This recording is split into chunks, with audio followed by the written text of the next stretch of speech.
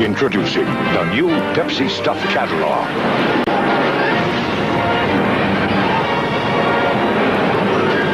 This is the full investigation into the $33 million jet lawsuit. It was the peak of the cola wars. Pepsi launches a massive campaign. Drink soda, get points, get stuff.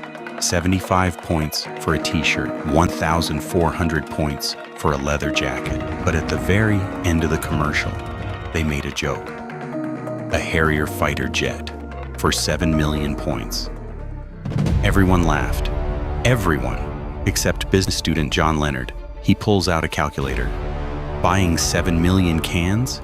That would cost millions and take 100 years to drink. Impossible. But then, he found the loophole in the fine print.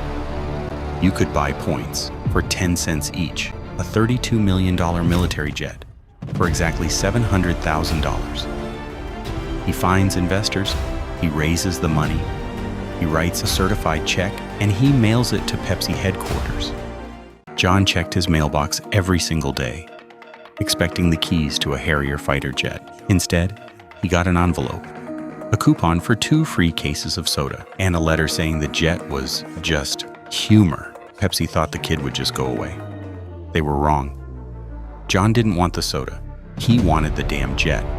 So he hired a lawyer and sued PepsiCo for breach of contract. The media caught wind of it and went crazy. David versus Goliath, the student versus the billion-dollar giant. Pepsi's lawyers argued that no rational person could possibly believe a kid could buy a military aircraft for $700,000. They called it puffery. The case went all the way to a federal judge. She looked at the commercial, she looked at the check, and then she noticed one tiny detail in the video that Pepsi completely missed. A detail that could force them to hand over a Harrier jet to a 21-year-old, John Leonard. Pepsi walked into federal court thinking this was all a joke. John Leonard walked in expecting a fighter jet. The verdict? Brutal.